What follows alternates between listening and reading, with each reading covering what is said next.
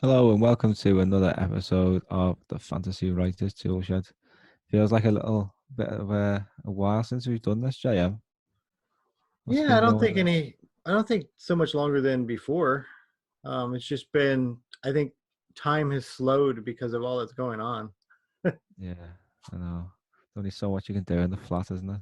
You'd be That's surprised. why like because in this particular time, it's so handy to have a hobby like writing, reading, things like that. Yeah, Because what never wonderful you're never things you can bored. do all by yourself, stuck in your own head. Just Yeah. don't go too far. I know. And one of the great things as well, it's been so refreshing to see like a massive increase in people reading books. Like we're talking like 20-25% jump in book sales. Oh, really? I Um, haven't heard that. uh, yeah. That's good news. So I mean, if any writers listening, get your books out there on special offer. Take advantage of it. Get the because when things go back to normal, I don't know whether anyone's going to carry on reading or whether it's just going to go back to Netflix binges. Just Yeah, when you get home from everybody's work and you can't be all the bothered. video of the folks at the beach today. I didn't see anybody with a book. I know. Yeah. So, but as well, a lot of people have started writing as well. Like, there's been a massive increase in the number of people sending novels to agents and publishers. So, people are finding the time to do things that they've always wanted to do, and reading and writing's up Yeah. there. So, I thought this episode we both agreed, didn't we, that writing rules or so-called writing rules would be a good topic to tackle. Yeah, and I think this one will not be as scripted as some of our past ones. We're just going to kind of organically talk through a couple of the common quote unquote writing rules, what we agree with and what we disagree with. Yeah, it seems quite strange talking about rules when it comes to something so inherently creative, which is like it's the whole point of like creativity is to have freedom to explore. So to be constrained by rules seems a bit counterproductive. There's a fine line between creativity and expectation.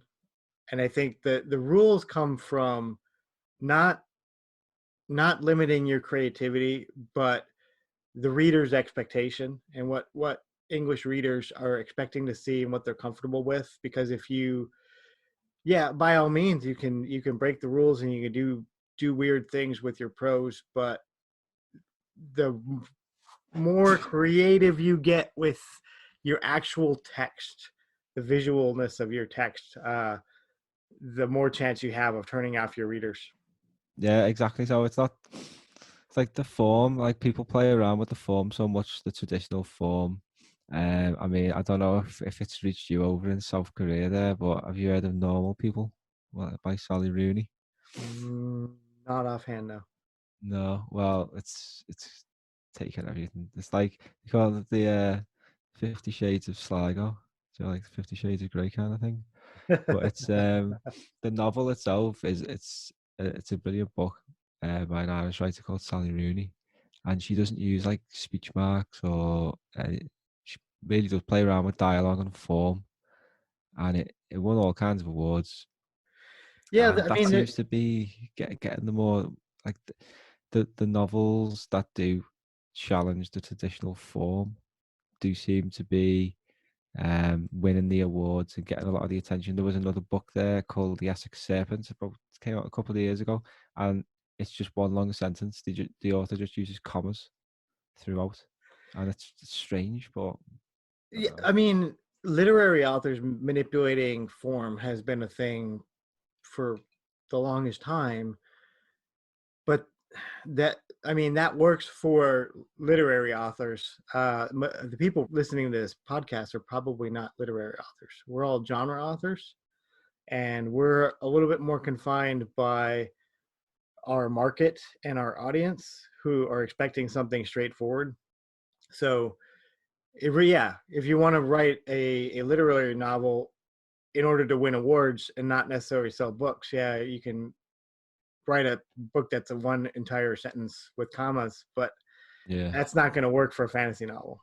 So that's kind of the fine line that we have to walk, is that we have a specific audience expectation in genre fiction that literature, big L literature, doesn't have that same expectation, because their expectation is actually that they are going to mess with form and convention. Do you reckon fantasy will change though in that regard with its growing popularity, John, and things like Game of Thrones, Lord of the Rings, like are massively commercial, um, I and it don't might know. I draw don't know new if readers form. to the genre. I don't know if form is going to change so much. I mean, definitely content and theme and ideas. Form has changed a bit. I mean, you have a mess of different types of formats, like epistolary books and books that use footnotes. Speaking of which, my current work in progress is both of those. Um, Interesting. some manipulation of form and format, but at the end of the day, the readers are coming to a fantasy novel for a story and a concept and a character, rather than looking at the structure of the text. Yeah, it would be. I mean, obviously, in an ideal world, it would be nice to manipulate the form. It's in a unique way that enhances the text as well. I mean, I, what we've done with the epigraphs. I mean, epigraphs aren't a common thing in books, and I quite like. I mean, I think Brandon Sanderson uses them in Mistborn, mhm. um, and I like them in that. And when I was talking to you about it, I thought, yeah, let's do that as well. And what we've done is tell a different story related to the novel, the main story of the novel, in the form of an epigraph, and that enhances it. It gives you a different perspective and a little bit more um, to build the picture of the overall story. I don't know. I thought we did it in a good way. Yeah, I mean, Um, when I came up with doing the epigraphs for all of the of Metal and Magic stuff, uh, the idea was a meta story that that connects all of the different series and different novels that all of our authors are writing, are going to get kind of meshed together and interact through these little epigraphs that come at the beginning of each episode. But in addition, it's a universe-wide meta story that syncs all of the authors' different works together. But it also, yeah, like you said, it creates a parallel story to the book, the specific book that those epigraphs are coming in. And with my work in progress, The Fierce, I've kind of been messing with that idea a lot more. So the way that my book is currently structured, it kind of has four different layers. So each episode begins with a letter written by a sociologist who's studying one of the Plains tribes who have ancient roots. And then the second layer is the kind of the dawn of time period, where he is translating a oral history of a legendary figure, kind of like a Genghis Khan, Hercules type figure. yeah, And the third layer is in between those two time frames. He's referencing historical documents that fall in between to kind of fill in the gaps of the narrative. And then the fourth layer is in the myth. The myth has, and this is something that I've just introduced, the myth has a bunch of parables that the characters are telling these parable stories to kind of convey their kind of moral philosophy. So you see that a lot in like the Greek myths and in uh, things like Arabian Nights, which is, I just finished the Arabian Nights. So kind of borrowing that concept. So you have four yeah, different kind of temporal layers, all overlapped different types of text being interacted with, and it's all being it's all being kind of meshed together by the point of view of the modern scholar. So there's footnotes as he's analyzing and annotating these different texts and different layers. It's very academic. It's Yeah. so yeah, I mean, even within fantasy, you can do some structural stuff, but it's still trying to be one cohesive kind of narrative. Well, two parallel narratives. Yeah. Um, Are you gonna try and make a new subgenre there then, academic fantasy? I think I would call it epistolary still, even though it's not Nice. all letters. It is all secondary text. So Yeah. So I think when we think about writing rules, there's always, I don't know about you, but when I started out, you'd always like, I need to get better. So I Google how do you improve? How do you improve your writing? How do you become a better writer? And you always ended up on those do's and don'ts lists. What you know what I'm talking about anyway. yeah, And the more experience top I've 10 got, don'ts in writing. Don't, and yeah, they're th- absolutist in their certainty. yeah. I think it's just misguided, really. I mean, obviously they just want you to help you become a better writer, but it can be counterproductive because I know so many writers who've followed these rules or tried to follow them and then run into massive conflicts within the writing or contradictions, and it just causes them frustration. It's like, well, I've been told never to do this, but this particular part of my story would be better if it went against that. But this is partly is I don't know, just causes frustration and confusion, and I it's think the unnecessary. rules are useful. I think so your basic list of common writing rules, which are things like show, don't tell, avoid adjectives and adverbs, don't use the passive voice, don't info dump, and all those types of writing rules. That's like writing 101. That's the groundwork. And Yeah, like learning any skill, you learn kind of the a very structured kind of format first, and you have to get that down, and yeah, then you can start manipulating it and messing it with it and bending the rules.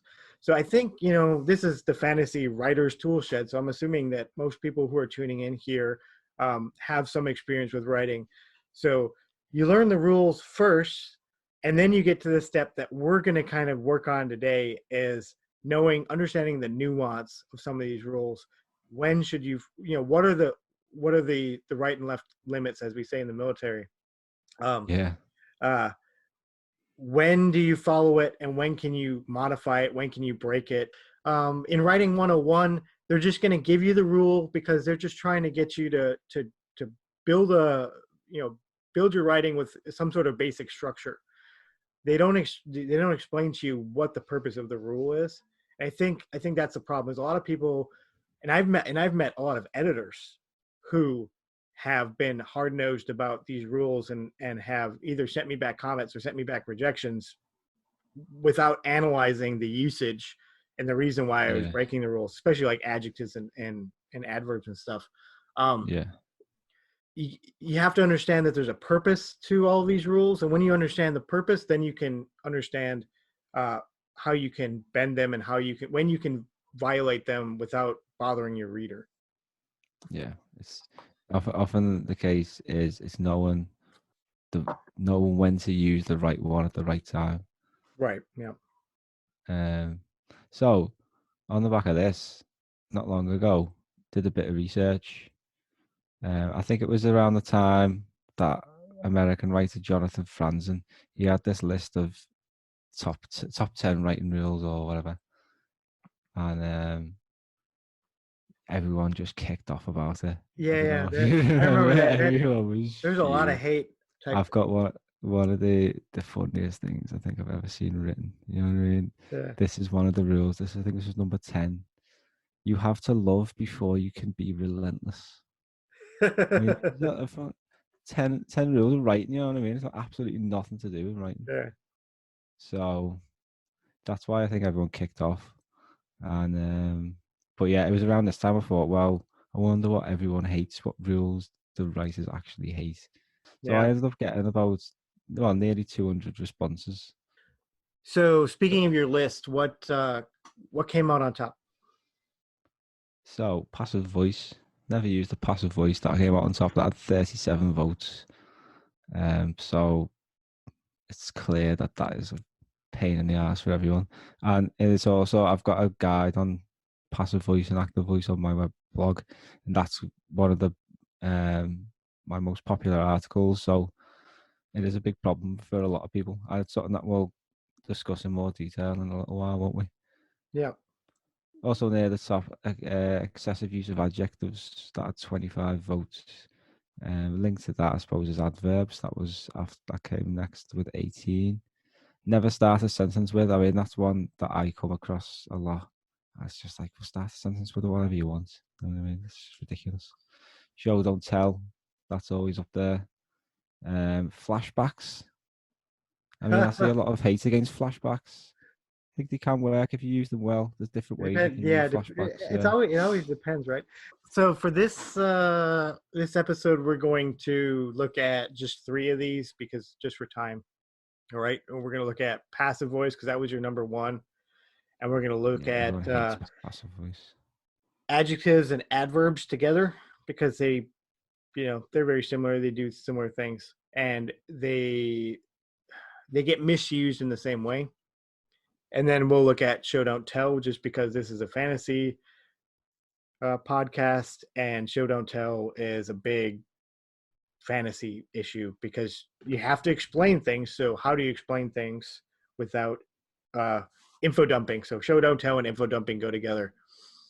Yeah, I think show don't tell has become quite relevant as well. I was mentioning this to you before with the way people sort of choosing to spend the sort of time with entertainment and things like that. So television and film has grown massively. So how does that affect how we write and how we deliver information? So yeah, we'll talk about that as well. So passive voice then. I think it's one I've always struggled with, and it probably comes down to the fact that the way I talk and the way people from Liverpool talk is a lot of the words we use are passive.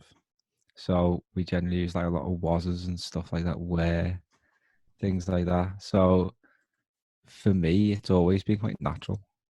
And when I was writing, I was getting feedback saying, "Oh, it's too much passive voice."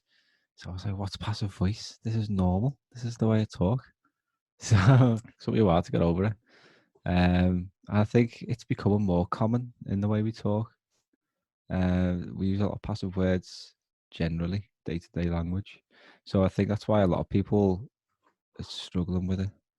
I mean, they've got a few comments here. When I did this poll, I took comments from people as well. So I'll read a couple out, which summarize quite nicely people's attitude towards passive voice. This is one from Annie Davison. She said, "Passive voice, I hate the generic, never use passive voice advice. It's such bull. Passive voice has a place. It's just plain lazy to simply avoid it rather than learn it. It's a tool like any other." So that's what we were saying before. Yeah, that summarizes it quite nicely. I mean, it isn't that straightforward, I don't think, to understand. What do you think? Do you reckon were you okay getting your head around it? Why don't we start? Why don't you explain what passive voice is, just to lay down the groundwork? Yeah.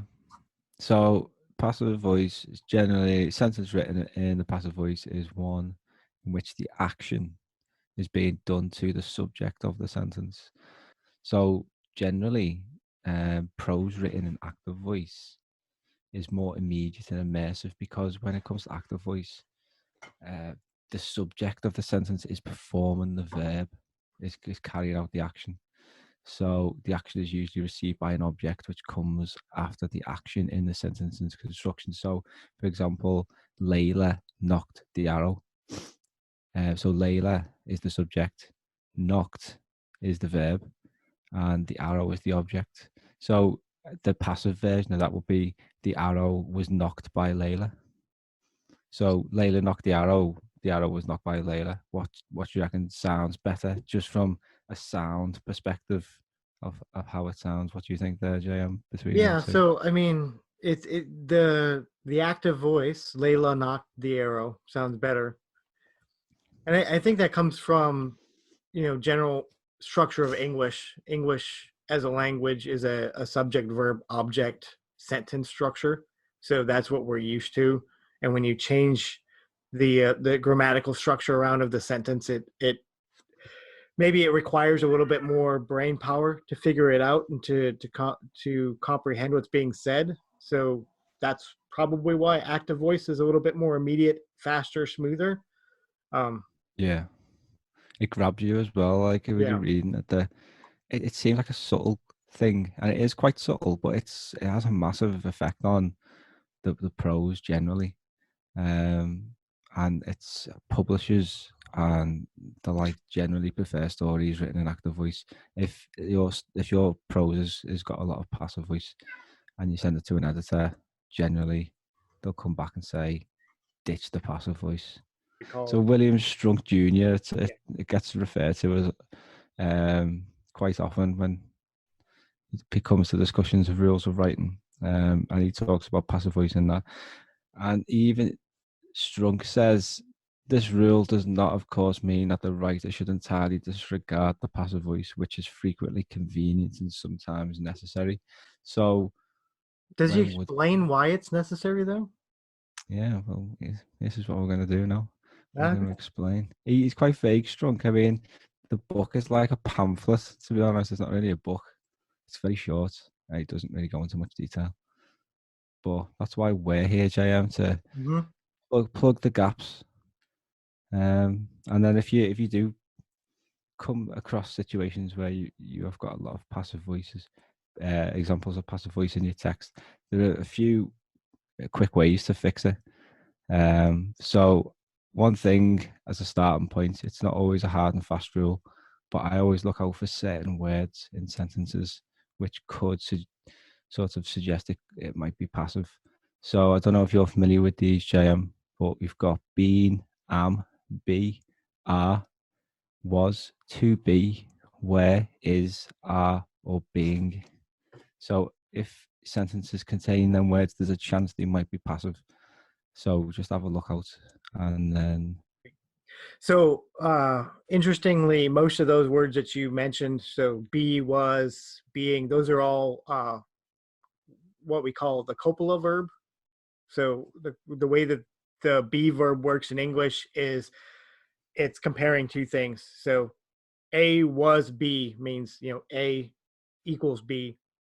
So when you're when you're using the passive voice, instead of having an action verb where an action is going on, when you're using the passive voice, the subject noun of the sentence is basically just being compared to something else. So yeah, the man was tall versus the man was punched by Bill. They're both doing the same grammatical function. They're just comparing the subject of that verb with a state of being. It's just the man was punched by Bill. That state of being incorporates an action, and you can change that by focusing instead of focusing on the state of being, you can focus on the actual action, and you can say Bill punched the man, and yeah, then you have an action sentence that just has more oomph.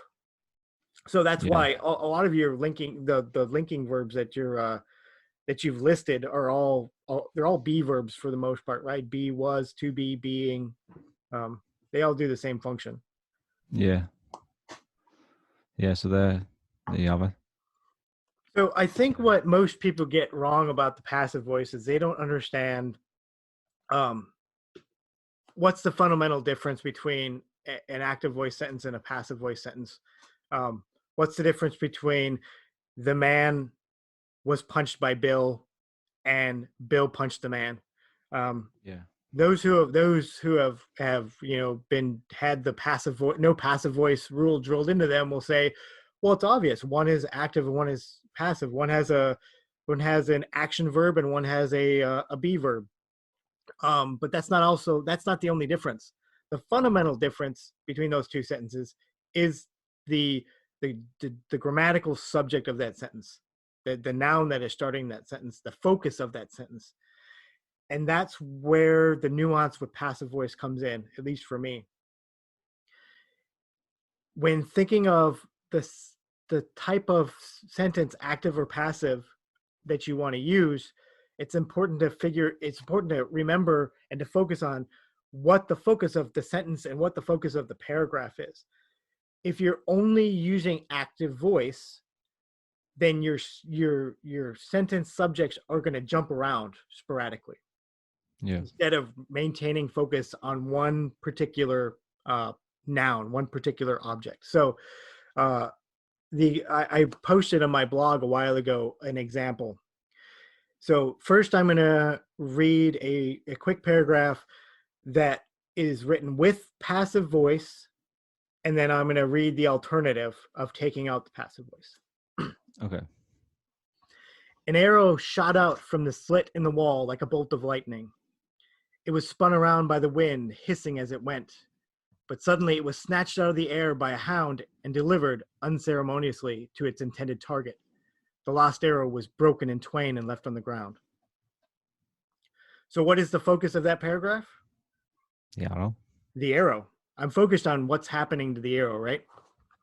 Now, if I change that, and of course, this is just something that I wrote for the moment without thinking too much about it. So it's just an example. But if I change that example to completely active tense, here's what happens. An arrow shot out from the slit in the wall like a bolt of lightning. The wind spun it around, making it hiss. A hound caught it and delivered it unceremoniously to its target. A man broke the shaft in two and dropped it on the ground. So what's the difference between that sentence or that paragraph and the passive voice paragraph?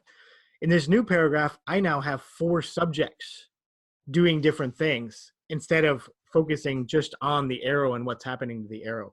And it's going to be confusing to the reader because all of a sudden in 4 sentences, I have a new subject, a new noun that's coming up and doing things instead of just focusing on that moment and focusing on that one object that I want to focus on. So that's to me, the fundamental difference between passive and active voice. It's what are you focusing on? What is the subject, the focus point of that paragraph supposed to be?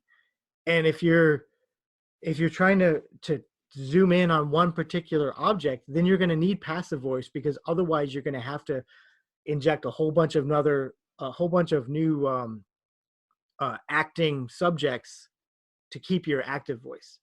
That's to me the fundamental difference between active and passive voice is what are you talking about?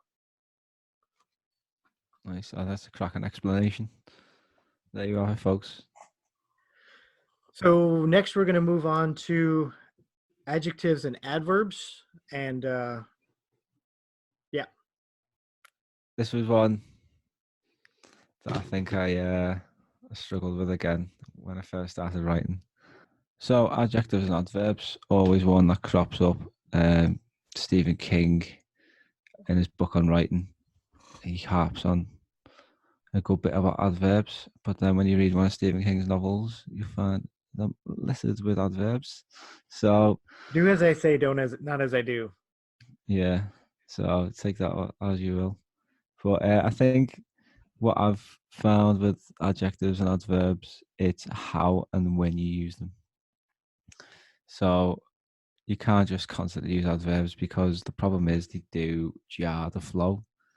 And when you read that text aloud, you can hear it. It just doesn't sound good. And so it's all about using them in the right way.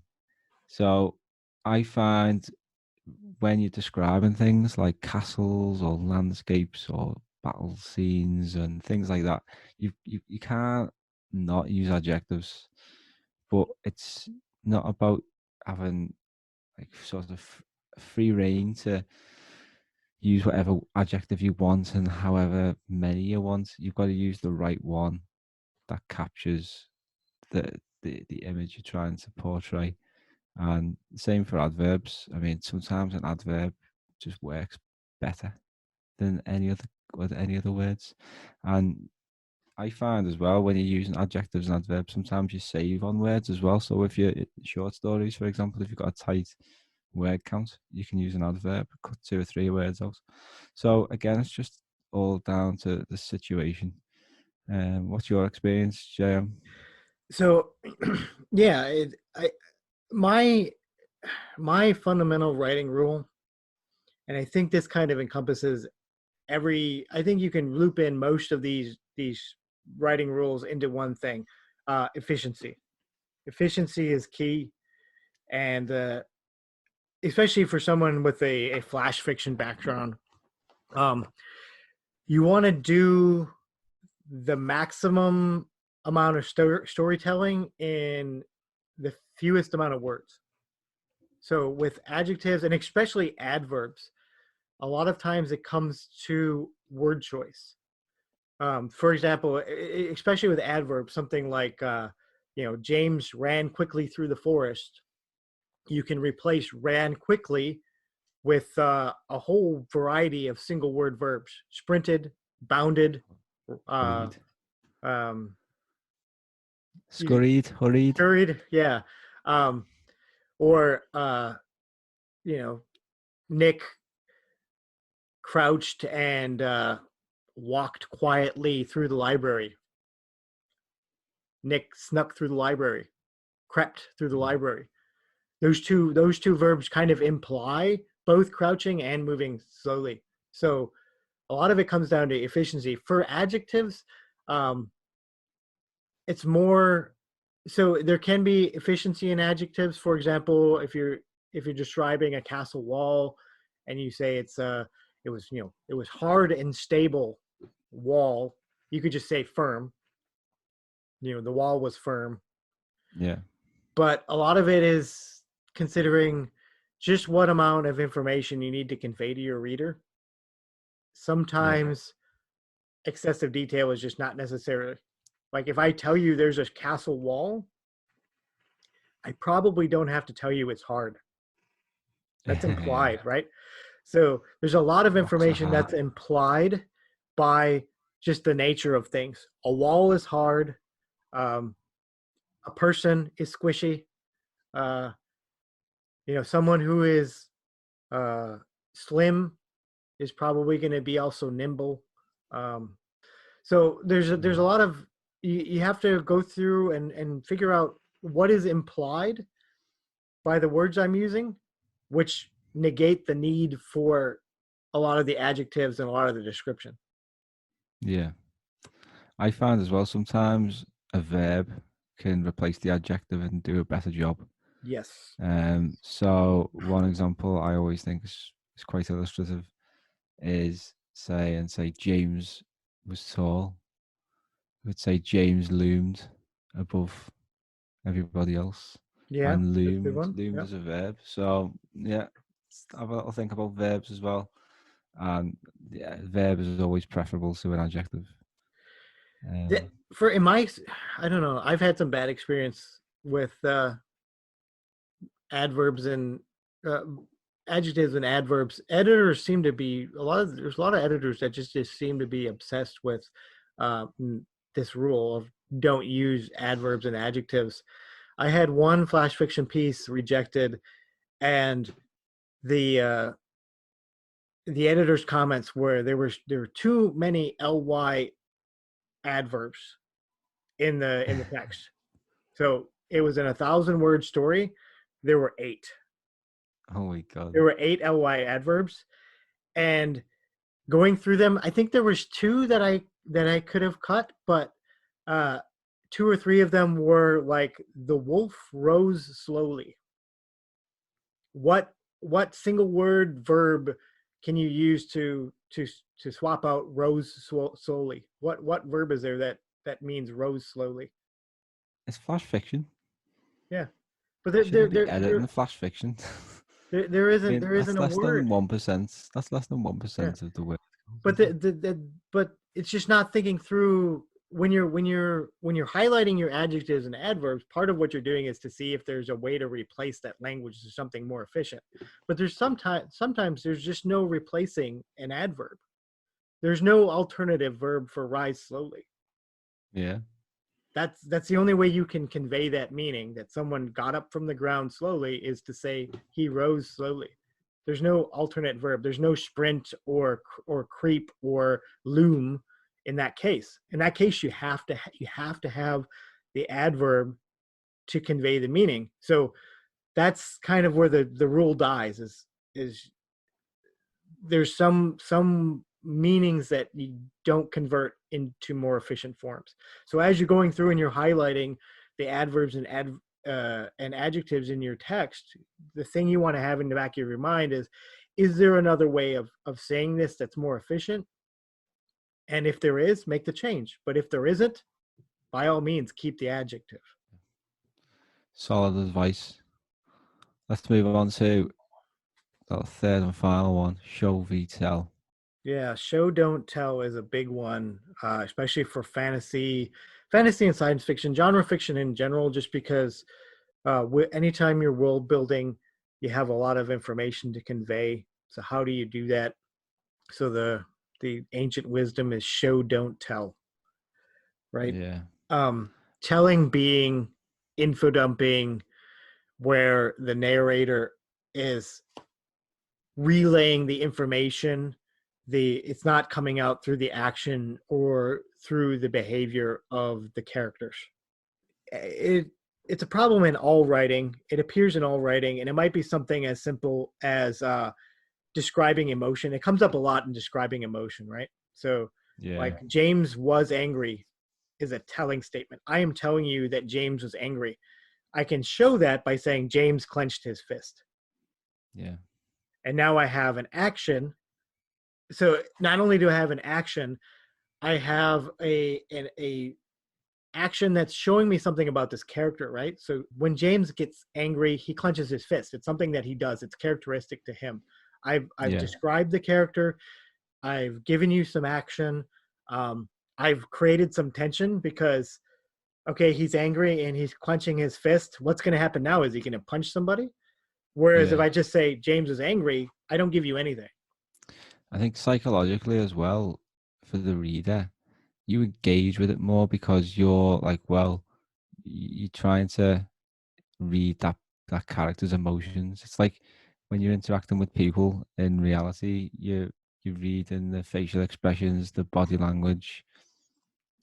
It's how we interact with people visually. It's just it would be boring if we just had everyone just said, "Oh, I'm pissed off. Just leave me alone." You know what I mean? So Yes.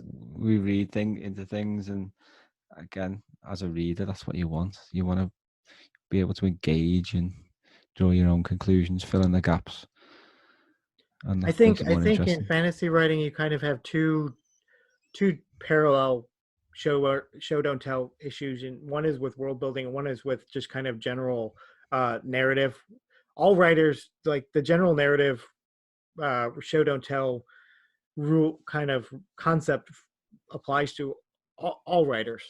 And it's like the example that I just gave, showing emotion, but also something like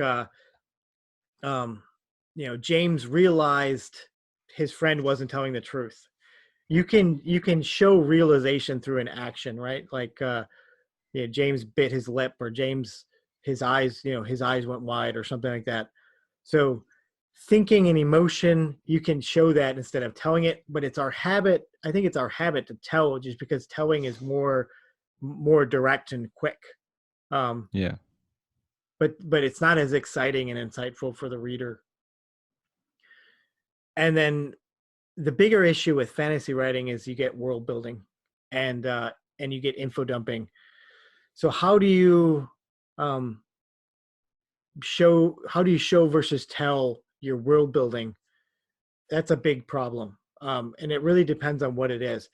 But for example, showing that a character is, say, a member of some sort of special organization, you want to convey that this character is some sort of a knight of a old order, right? How do you do that? Well, you can go off on an info dump saying that the Order of the Griffin was formed 500 years ago, and Their armor, their symbol is the griffin, and it adorns their armor, and they carry long swords, and they wear plate mail, and you can just kind of dump all this information out. Or you could say something like, you know, Rowan's aged plate mail creaked, and he ran his hand across the golden griffin that was carved into the metal. So by Yeah. kind of having that visual image of him, feeling his armor, and conveying that the armor is aged, and then highlighting the kind of central image of that armor, you're conveying that it's a uniform, it's old, and the griffin is key to it. And you're conveying a lot of that same information. You're not getting the exact age of the order, but you are conveying that that guy, he belongs to some sort of a group, and there's some sort of it's old to some extent because his uniform is old, and it has something to do with griffins. And you're conveying a lot of that information just by showing an image, as opposed to just narrating. Yeah. I think we are in a visual age now. We're like the likes of TV, film, YouTube, Netflix. Everything is visual based, and with telling, it doesn't create the visual images that people enjoy and crave. And when we show a story through the likes of actions, we're talking about world building. So how we reveal a world, we show it through um, visual in a visual way, naturally through the narrative by a character. Sort of, he could be dueling with someone else, and then as the blade of his enemy is nicking against his old armor, we're revealing a bit more about, say, his emblem gets chipped and things like that. So we're revealing details in a visual way rather than Yeah, just this guy's telling been them in a in a fight boring before. or bland way. We've got to create, it's the job of the writer more than ever now to create visual images in the reader's mind, and showing a story is a good way of achieving that. And same thing with like reviewing culture and reviewing points of view. I just watched the Fellowship of the Ring again, and I don't I don't think they ever really fully describe like the dwarves. And like the dwarves are this ancient Yeah, proud race that are, they're really kind of proud and almost to the point of being arrogant. But you get to the point where Gimli says, "Nobody tosses a dwarf," and yeah, you get that in one line. You get that, okay, these guys are proud of themselves. They're stubborn. They're like, you get so much cultural insight just from that one line. That's show not tell. The yeah, difference between a paragraph of exposition versus a one line in dialogue. And like you said, yeah, it comes from visual medium. I think film and TV uh, have kind of developed our habit of um, digesting story. And one thing you see a lot now that comes from TV and film is the use of dialogue for world building and for telling. yeah, So instead of having uh, a block of exposition where the narrator is just telling you the history, um, you have some of that revealed in the dialogue exchange between the characters. Like the problem, so the problem these days is that that almost has become the default telling mechanism. Is I'm absolutely not going to have any exposition, so I'm just going to find a way to shoehorn it into dialogue, even though it doesn't make sense. yeah, So you want to be careful with telling through dialogue to not have the dialogue become unnatural just to yeah, force in your world building. yeah. So you always see it in like really low budget films. So like the scripts being hashed together, and there's just like a really load of obvious tell info dumping within dialogue. I mean, with films and TV, it's difficult. Like you've got to use dialogue to dump a load of information unless you use some sort of narrator. But yeah, it's just so cringeworthy when you see it. Like, so you do need to spend a bit of time thinking of ways to naturally introduce the detail. and show the detail, reveal the world. Otherwise, readers just to get really annoyed, I find, when you just obviously dump it all in front of them. But that's not to say never tell. It's Yeah. just you got to know when to do it, right? And don't info dump in your first chapter of a new fantasy work. Just don't do it. Like too many fantasy writers want to dump all the detail at the beginning, and you're just slogging your reader. You can do some exposition and some telling, but do it later on. Do it when there's a pause in a natural pause in the action. Um, there's places for it, and there's ways to do it. But always, as with any of these rules, always it's important to question your use of adjectives, question your use of passive voice, question your use of telling. Is this the right way to do it? And if you come up with the answer, yes, this is going to be the best way for me to do it, then by all means, go ahead and do it. Yeah, definitely. As long as you're engaging with it critically, like I say, asking them questions, making sure that you're justifying your usage of these things, then you can't go wrong, really. So hopefully our little rambling conversation there has been of some use to you. I think the main thing to take away from what we've been saying is don't pay attention to people who say never do this, never do that. Understand the rule and then see how it works for you. What do you think, JM? How would you summarize? Yeah, I think you're right. And I would go further and I would say understand the guideline, because that's what these rules are not rules. They're not firm rules that you can't break. They're guidelines. Yeah. In a basic common situation, you should not use passive voice. That doesn't mean don't use passive voice. It just means the guideline is, generally speaking, avoid passive voice. Generally Yeah. speaking, avoid too many adjectives and adverbs. Generally speaking, avoid telling versus showing.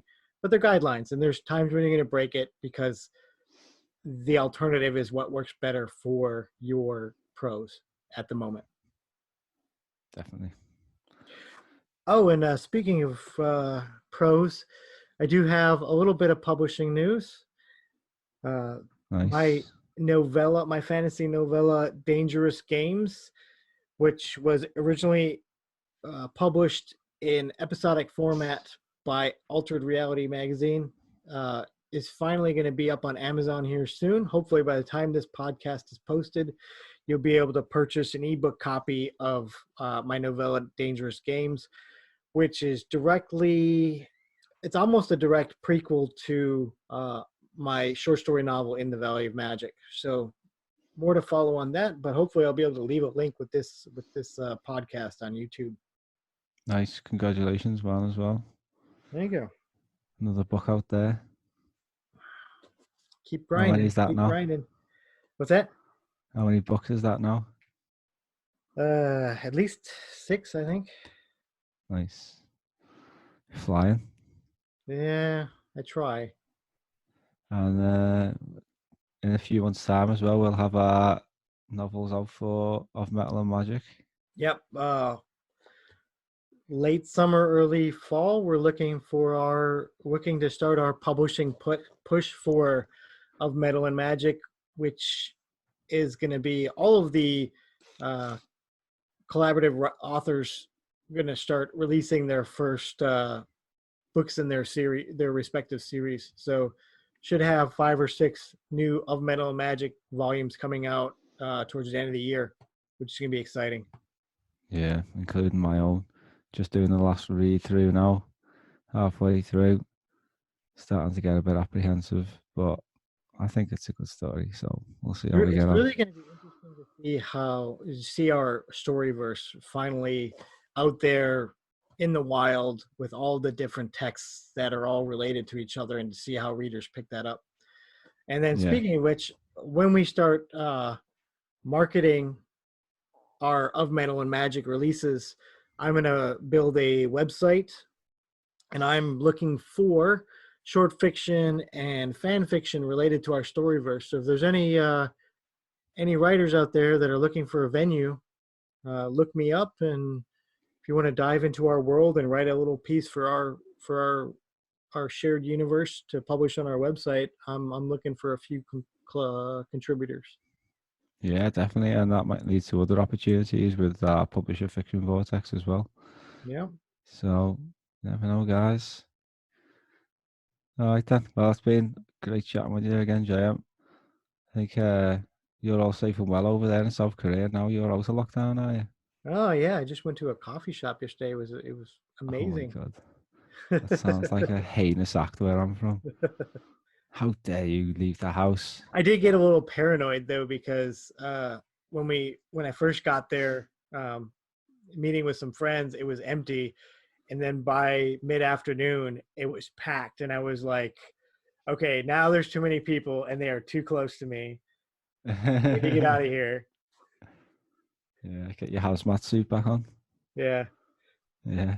Oh, well, stay safe anyway. Yeah, you too. And stay safe, everyone else out there as well.